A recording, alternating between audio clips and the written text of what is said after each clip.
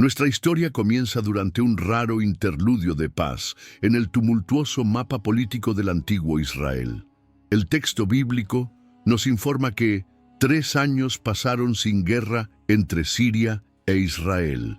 Pero la paz en el corazón de un rey rebelde es a menudo un simple preludio para la próxima batalla. Reinando sobre el reino del norte de Israel estaba Acab, un hombre cuyo nombre se había convertido en sinónimo de maldad e idolatría.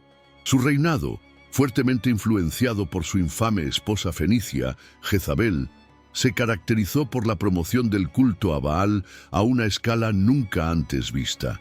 Acab era el rey que se enfrentó al profeta Elías en el Monte Carmelo, el hombre codicioso que permitió el asesinato de Nabot para apoderarse de su viña, y un monarca que había rechazado repetidamente la palabra del verdadero Dios de Israel. Era un hombre con un historial de rebelión, cuyo corazón estaba endurecido contra la verdad. Al sur, en el reino de Judá, reinaba un hombre de un carácter muy diferente, Josafat. La Escritura lo describe como un rey justo, que anduvo en los caminos del Señor y buscó a Dios con un corazón sincero.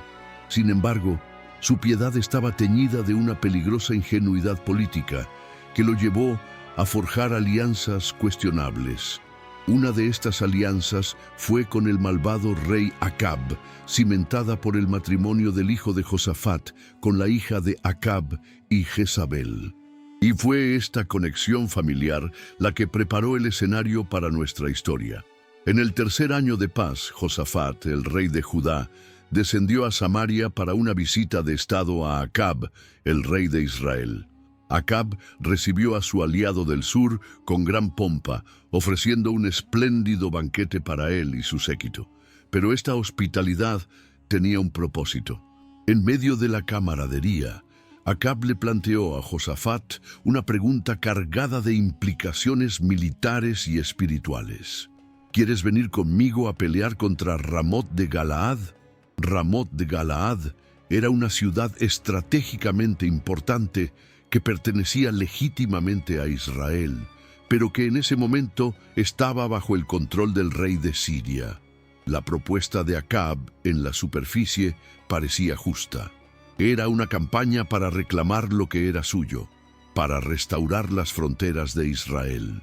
Josafat, en un impulso de lealtad y sin consultar a nadie, dio una respuesta rápida y afirmativa, comprometiendo a todo su reino en la causa de Acab. Le dijo: «Yo soy como tú, y mi pueblo como tu pueblo, y mis caballos como tus caballos. Iremos contigo a la guerra». Pero tan pronto como las palabras salieron de su boca, la conciencia piadosa de Josafat parece haberle hecho rectificar. Habiendo prometido sus ejércitos, recordó que había un poder superior al que debían consultar. Y aquí, en este momento, vemos el choque fundamental de dos visiones del mundo. Josafat se volvió hacia Acab y añadió una condición crucial. Y dijo luego Josafat al rey de Israel: «Yo te ruego que consultes hoy la palabra de Jehová». Esta simple petición revela la abismal diferencia entre los dos reyes. Para Acab, la religión y los profetas eran herramientas del Estado. Eran un medio para obtener una sanción divina para los planes que él ya había decidido. Él no buscaba la guía de Dios, buscaba la aprobación de Dios. Su pregunta era: ¿me bendecirá Dios en lo que yo quiero hacer? Para él, la decisión de ir a la guerra ya estaba tomada. La consulta profética era una mera formalidad para apaciguar a su aliado y quizás para aumentar la moral de las tropas. Para Josafat, sin embargo, la palabra del Señor era la verdadera autoridad. Aunque había hecho una promesa precipitada, entendía que ningún plan militar podía tener éxito sin el beneplácito del Rey del Universo. Su pregunta era fundamentalmente diferente a la de Acab. Él no preguntaba: ¿bendecirá Dios nuestro plan?, sino más bien: ¿cuál es el plan de Dios? Esta distinción es la clave de todo lo que está a punto de suceder. Así, la escena quedó preparada para una confrontación inevitable. Acab, un rey que despreciaba la verdadera palabra de Dios porque a menudo contradecía sus deseos, se vio obligado por la piedad de su aliado a buscarla públicamente. Josafat, un rey justo, se encontró enredado en una peligrosa alianza que pondría a prueba su discernimiento espiritual hasta el límite. Estaba a punto de presenciar de primera mano lo que sucede cuando un hombre que solo quiere oír sí, se ve forzado a enfrentarse a un Dios que podría estar a punto de decir no. La búsqueda de una profecía estaba en marcha, pero lo que encontrarían sacudiría los cimientos de ambos reinos. Ante la insistencia de su piadoso aliado, el rey Acab no tuvo más remedio que cumplir, pero lo hizo a su manera. No buscó a un profeta solitario y humilde en el desierto. En su lugar, orquestó un gran espectáculo de validación espiritual. La escena, descrita en el primer libro de los Reyes, era de una inmensa pompa real. Los dos reyes, Acab de Israel y Josafat de Judá, se sentaron cada uno en su trono, ataviados con sus magníficas vestiduras reales. El lugar elegido fue una era, un espacio abierto y público a la entrada de la puerta de Samaria, la capital de Israel. Era un escenario diseñado para impresionar, para proyectar poder y para llevar a cabo un acto de estado de la más alta importancia. Frente a ellos, Acab reunió a su personal profético. No eran 10 ni 20, sino un coro masivo de unos 400 hombres. Es crucial entender la naturaleza de estos profetas. No eran como Elías o los profetas clásicos de Israel, hombres llamados por Dios para hablar la verdad, a menudo en confrontación directa con el poder. Estos eran, en su mayoría, profetas de la corte, hombres cuyo sustento, estatus y seguridad dependían del favor del rey.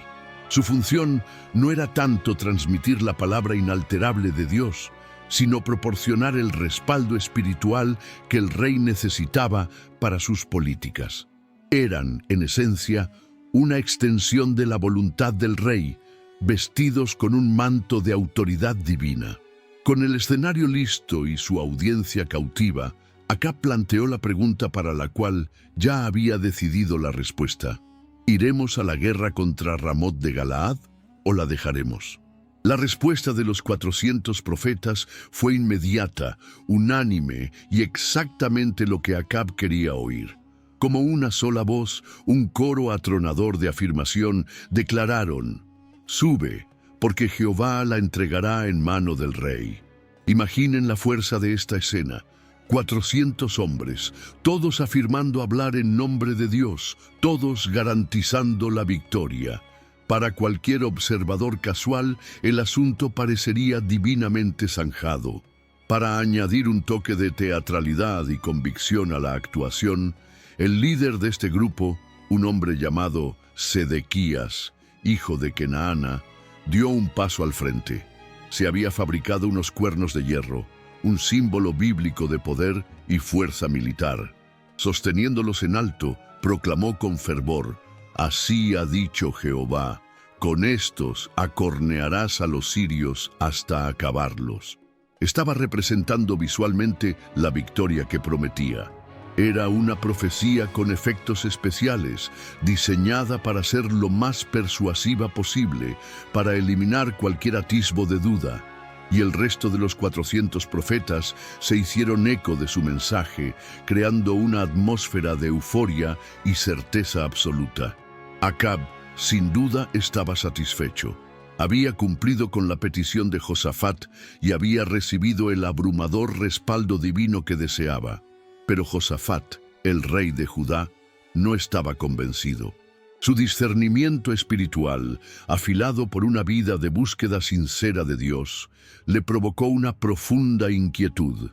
Quizás fue la unanimidad perfecta, tan diferente de las a menudo solitarias y conflictivas voces de los verdaderos profetas.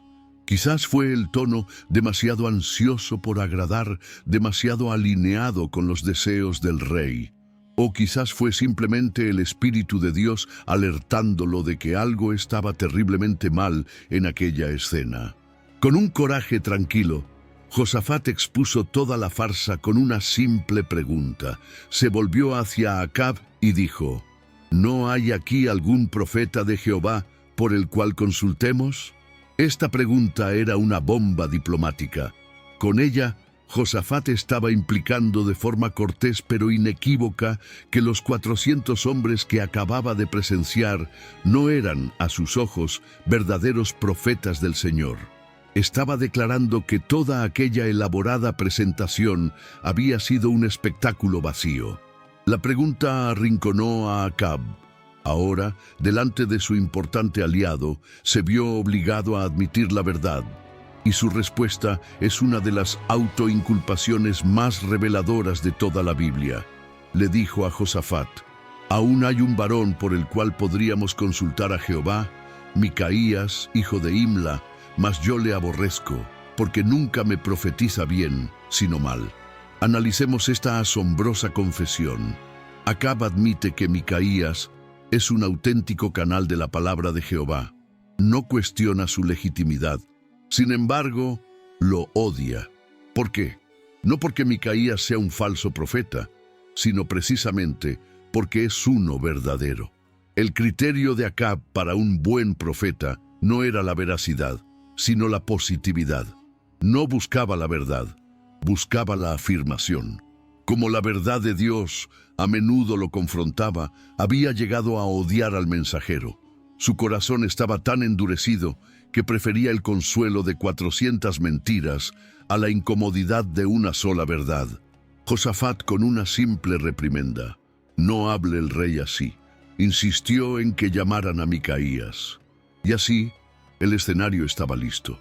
La abrumadora maquinaria de la profecía estatal estaba a punto de enfrentarse a la solitaria y odiada voz de la verdad. La tensión en la puerta de Samaria era palpable. 400 profetas habían prometido una victoria gloriosa. 2 reyes esperaban una decisión final. Y un mensajero real fue enviado a toda prisa para buscar a Micaías, el único profeta que el rey Acab admitía como auténtico y el único que temía. En el camino, el mensajero le dio a Micaías un consejo bien intencionado, pero espiritualmente corrupto, revelando la inmensa presión política del momento. Le dijo: «He aquí, las palabras de los profetas a una voz anuncian al rey cosas buenas. Sea ahora tu palabra conforme a la palabra de alguno de ellos, y anuncia también buen suceso». En otras palabras, por favor, por tu propio bien, no crees problemas. Limítate a seguir el guión. Era una invitación a valorar la seguridad personal por encima de la verdad divina. La respuesta de Micaías estableció su carácter inquebrantable antes incluso de llegar a la corte. Con una solemnidad que debió de haber helado al mensajero, declaró: «Vive Jehová, que lo que Jehová me hablare, eso diré». No había ambigüedad en su postura. Su lealtad no era para con el rey de Israel, sino para con el rey del universo. Con esta resolución, Micaías se presentó ante Acab en medio del gran espectáculo de los 2 tronos. El rey Acab le dirigió la pregunta de forma directa: «Micaías, ¿iremos a pelear contra Ramot de Galaad o la dejaremos?». La primera respuesta de Micaías fue una obra maestra de sarcasmo. Con una cara seria, pero con un tono que sin duda lo delataba, repitió casi palabra por palabra la mentira que Acab tanto deseaba oír: «Sube, y serás prosperado, y Jehová la entregará en mano del rey». Estaba arrojándole al rey su propia ilusión a la cara, exponiendo la futilidad de preguntar por la verdad cuando el corazón ya ha decidido creer una mentira. Acab, a pesar de toda su maldad, no era tonto. Reconoció el sarcasmo de inmediato y suplicó, con una ironía suprema, por la verdad que en el fondo despreciaba: «¿Hasta cuántas veces he de exigirte que no me digas sino la verdad en el nombre de Jehová?», le dijo, conjurándolo a hablar con sinceridad. Obligado por el juramento, Micaías abandonó la ironía y su semblante cambió. Su voz ahora llevaba el peso de una visión divina. Declaró la primera parte de la profecía. Yo vi a todo Israel esparcido por los montes como ovejas que no tienen pastor. Y dijo Jehová, estos no tienen señor. Vuélvase cada uno a su casa en paz. El mensaje era inequívoco y devastador. Israel esparcido significaba una derrota militar catastrófica. La imagen de ovejas sin pastor era una metáfora directa y terrible de la muerte del rey, el pastor de la nación. La frase «vuélvase cada uno a su casa» confirmaba el fracaso total de la campaña militar. La reacción de Acab fue instantánea, pero no fue de temor o arrepentimiento. Fue de amarga autojustificación. Se volvió hacia Josafat y le dijo con resentimiento, ¿no te lo había yo dicho? Nunca me profetiza bien, sino mal. Estaba más preocupado por tener la razón sobre el mensajero que por el mensaje de muerte que acababa de recibir. Pero Micaías no había terminado. El desastre militar era solo el resultado terrenal de un drama celestial, y para explicar por qué 400 profetas estaban equivocados, Micaías invitó a los reyes a mirar detrás del velo, a la sala del trono del universo. «Oye, pues, palabra de Jehová», anunció. «Yo vi a Jehová sentado en su trono, y todo el ejército de los cielos estaba junto a él, a su derecha y a su izquierda». La visión que describe es asombrosa. Dios, en su consejo divino, plantea una pregunta. ¿Quién inducirá a Acab para que suba y caiga en Ramot de Galaad? Desde el principio, el propósito de la misión no era la victoria, sino el juicio final sobre un rey apóstata. En la visión, un espíritu se adelanta y se ofrece voluntario. «Yo le induciré», dice. Cuando el Señor le pregunta cómo, el espíritu revela su plan. «Yo saldré y seré espíritu de mentira en la boca de todos sus profetas». Y entonces viene la frase que está en el centro de nuestra pregunta. El Señor le responde al espíritu, «Le inducirás, y aún lo conseguirás. Ve, pues, y hazlo así». Micaías concluye, «Y ahora, he aquí, Jehová ha puesto espíritu de mentira en la boca de todos tus profetas, y Jehová ha decretado el mal contra ti». Entonces, ¿por qué Dios haría esto? ¿Está Dios engañando a Acab? ¿Es Dios el autor de la mentira? La respuesta está en la distinción crucial entre el engaño activo y el juicio soberano. Este acto no ocurrió en el vacío. Fue la culminación de un largo historial de rebelión por parte de Acab. Acab amaba la mentira. Había llenado su reino de profetas de Baal y Asera. Odiaba a los profetas de la verdad como Elías y Micaías. Había creado y financiado un sistema religioso entero diseñado para decirle exactamente lo que quería oír. En esencia, Acab había pasado años pidiendo a gritos ser engañado. Y en esta visión vemos un principio aterrador. Llega un punto en que Dios, como acto de juicio, entrega a las personas a la decepción que tanto han deseado. Es el mismo principio que el apóstol Pablo describe en Romanos capítulo 1, donde, ante la rebelión humana, Dios los entregó a sus propias pasiones y a una mente reprobada. Dios no es el autor del mal. El espíritu ya era un mentiroso por naturaleza, pero en su soberanía absoluta, Él puede usar las intenciones malvadas de sus criaturas para cumplir sus propios propósitos justos. El espíritu quería engañar, y Dios le permitió hacerlo como un medio para ejecutar su justo juicio sobre Acab.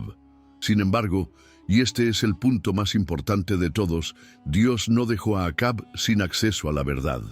En medio de 400 mentirosos, Dios se aseguró de que un profeta verdadero, Micaías, estuviera presente. La verdad y la mentira fueron presentadas a Acab, una al lado de la otra. No fue una víctima indefensa de un engaño celestial. Fue un participante activo en su propia ruina. Tuvo la oportunidad de escuchar y conscientemente eligió la mentira que le convenía por encima de la verdad que lo condenaba. La visión de Micaías no revela a un Dios que engaña, sino a un juez soberano que en su justicia utiliza la mentira que un hombre ama para sellar el destino que ese hombre ha elegido. La reacción inmediata en la tierra demostró cuán profundamente arraigada estaba la mentira. Sedequías, el líder de los falsos profetas, se acercó y abofeteó a Micaías en la cara. Con un sarcasmo desafiante le preguntó: ¿por dónde se fue de mí el Espíritu de Jehová para hablarte a ti? Estaba tan inmerso en su propia decepción que creía genuinamente que el Espíritu de Dios estaba con él. La respuesta de Micaías fue una profecía escalofriante para el propio Sedequías. He aquí, tú lo verás en aquel día cuando te irás metiendo de aposento en aposento para esconderte. Predecía el momento en que, con la derrota inminente, el falso profeta buscaría desesperadamente un lugar para ocultarse de las consecuencias de sus propias mentiras.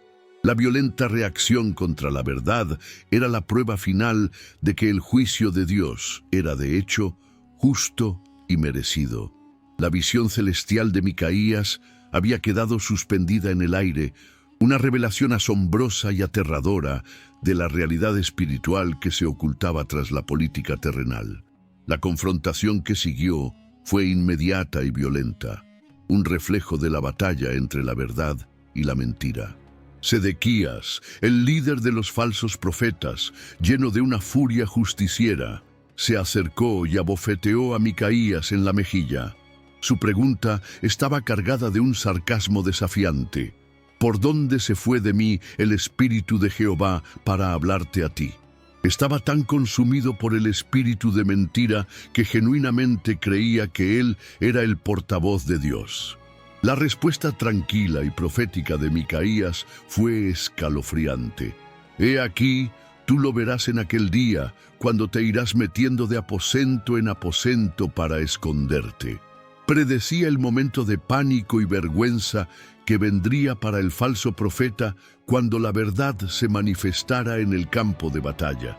Pero la decisión más importante no estaba en manos de los profetas, sino de los reyes. Josafat, el rey de Judá, permanecía en silencio, un espectador atónito de este drama espiritual. Toda la atención se centró en el rey Acab. Ante él se presentaban dos caminos claros. Por un lado, un coro de 400 profetas le ofrecía una visión de gloria, victoria y triunfo, la misma visión que su ego anhelaba. Por otro lado, un profeta solitario y odiado le presentaba una visión de derrota, muerte y el juicio de un Dios soberano, respaldada por una explicación de por qué los otros 400 estaban equivocados. Acab había escuchado no solo la predicción, sino también la mecánica celestial detrás de ella. Se le había dado una oportunidad única de entender la naturaleza de la prueba y de elegir la verdad, por dura que fuera. Su veredicto final reveló la profundidad de su rebelión. Ignorando por completo la agresión de Sedequías contra Micaías, Acab dirigió toda su ira hacia el portador de la verdad. Su orden fue inmediata y cruel. Entonces el rey de Israel dijo: «Tomad a Micaías y llevadlo a Amón, gobernador de la ciudad, y a Joás, hijo del rey». Al hacer esto, Acab estaba emitiendo su propio juicio. Estaba arrestando la verdad y dando libertad a la mentira. Fue un acto de desafío deliberado contra la palabra explícita de Jehová. Se aferró a la decepción que él mismo había cultivado, silenciando la única voz que podría haberlo salvado. El castigo decretado para Micaías fue diseñado para ser una humillación pública y una prueba de la profecía. Acab ordenó: «Y dirás, así ha dicho el rey, echad a éste en la cárcel y mantenedle con pan de angustia y con agua de aflicción hasta que yo vuelva en paz». El pan de angustia y el agua de aflicción no eran solo una dieta de prisionero, eran un símbolo. Acab estaba sentenciando a Micaías a vivir en miseria y sufrimiento hasta que su propio regreso triunfal demostrara que Micaías era un farsante. Confiaba tanto en la mentira que había elegido que hizo de su propio bienestar la prueba final. Mientras los guardias se lo llevaban, Micaías, un hombre sin nada que perder, se detuvo y pronunció sus últimas palabras públicas, sellando el destino de Acab con una certeza inquebrantable. Mirando al rey declaró: «Si llegas a volver en paz, Jehová no ha hablado por mí». Estaba poniendo su propia vida y la reputación de Dios en la balanza, aceptando el desafío del rey, y luego, dirigiéndose a toda la asamblea como testigos, gritó: «Oíd, pueblos todos». Estaba convocando a toda la nación a observar y a juzgar por sí misma quién había hablado realmente en nombre de Dios. Con la voz de la verdad ahora encarcelada, los dos reyes finalmente se levantaron para marchar hacia su destino en Ramot de Galaad. Los ejércitos se reunieron, las trompetas sonaron. Todo parecía una gran expedición militar, pero era en realidad una procesión fúnebre. Y en el fondo de su corazón, Acab lo sabía. Justo antes de la batalla, su fachada de confianza se resquebrajó, revelando su cobardía y su intento de burlar a la profecía. Se volvió hacia Josafat y le dijo: «Yo me disfrazaré y entraré en la batalla, y tú ponte tus vestidos reales». Era un plan astuto y egoísta. Creía en la mentira de la victoria lo suficiente como para ir a la guerra, pero creía en la verdad de su propia muerte lo suficiente como para intentar esconderse. Al disfrazarse, intentaba convertirse en un soldado anónimo, esperando que la profecía se perdiera en la confusión de la batalla. Y al mismo tiempo, convertía a su aliado, Josafat, en el único blanco real visible, poniéndolo en un peligro mortal para salvar su propia vida. Era el acto final de un rey que había rechazado la verdad, encarcelado al profeta y que ahora marchaba disfrazado hacia el juicio que él mismo había elegido. Con la voz de la verdad encarcelada, los ejércitos de Israel y Judá avanzaron hacia Ramot de Galaad, marchando al son de un coro de mentiras. El plan de Acab para eludir el destino ya estaba en marcha. Él, el verdadero objetivo de la profecía, se disfrazaría como un soldado común, mientras que su aliado, Josafat, serviría como señuelo, vestido con todo el esplendor de sus ropas reales. En el campo de batalla, el rey de Siria había dado una orden muy específica a sus 32 capitanes de carros. «No peleéis ni con grande ni con chico, sino solo contra el rey de Israel». Toda la fuerza de la élite siria tenía un único objetivo: encontrar y matar a Acab. Cuando la batalla comenzó, los capitanes sirios divisaron a Josafat en su carro, resplandeciente con su atuendo real, y convergieron sobre él, creyendo que era su blanco. Rodeado y a punto de ser aniquilado, el justo rey de Judá clamó al Señor. Y en ese momento, la Escritura nos dice que Dios intervino. Los capitanes, al darse cuenta de que no era el rey de Israel, se apartaron de él. Josafat, a pesar de su necia alianza, fue preservado por la misericordia de un Dios que honra un corazón que le busca, incluso cuando ese corazón ha cometido un error. El plan de Acab para usar a su amigo como cebo había fracasado. Mientras tanto, en otra parte del campo de batalla, el destino encontró su camino de una forma que ningún disfraz podía ocultar. El texto lo describe con una ironía escalofriante. «Y un hombre disparó su arco a la aventura». No fue un soldado de élite, ni un arquero famoso. Fue un soldado anónimo que en medio del caos de la batalla simplemente tensó su arco y lanzó una flecha sin un objetivo específico. Fue un acto de azar desde la perspectiva humana, pero en la economía de Dios no existen las casualidades. Aquella flecha anónima, guiada por una mano invisible, voló a través del campo de batalla y encontró el único punto vulnerable en la armadura del rey disfrazado, penetrando por entre las junturas de la armadura. La herida fue mortal. Acab, sabiendo que su fin había llegado, le dijo a su cochero: «Sácame del campo, pues estoy gravemente herido». Pero la batalla era tan intensa que no pudieron retirarse. Apoyado en su carro, el rey sangró lentamente durante el resto del día, viendo cómo su ejército luchaba. Al atardecer, el rey Acab murió. Con su muerte, un pregón recorrió el campamento, haciéndose eco de la profecía de Micaías. Cada uno a su ciudad y cada uno a su tierra. El ejército, sin su pastor, se disolvió y se dispersó por los montes, exactamente como Micaías había visto en su visión. Al lavar su carro en el estanque de Samaria, los perros lamieron su sangre, cumpliendo también la profecía que Elías había pronunciado años antes sobre su tumba. Y así, volvemos a nuestra pregunta inicial. ¿Por qué Dios envió un espíritu de mentira? La respuesta tejida a lo largo de toda esta historia es ahora clara. Fue un acto de juicio final y soberano. Dios no engañó a un hombre inocente que buscaba sinceramente la verdad.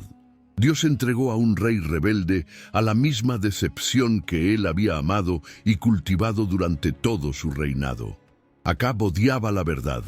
Había construido un sistema de 400 profetas para que le dijeran mentiras reconfortantes. Cuando Dios permitió que un espíritu de mentira los energizara, simplemente estaba dando a Acab exactamente lo que su corazón deseaba. El espíritu mentiroso actuó según su propia naturaleza malvada, pero Dios, en su soberanía, usó esa maldad para cumplir su propósito justo, el juicio de un rey apóstata. Y el punto más crucial es que la verdad siempre estuvo disponible. Dios se aseguró de que Micaías estuviera allí, presentando la verdad sin adornos, cara a cara con la mentira. A Acab se le dio una última y clara oportunidad de elegir. No fue una víctima pasiva de un engaño, fue el juez final de su propio caso.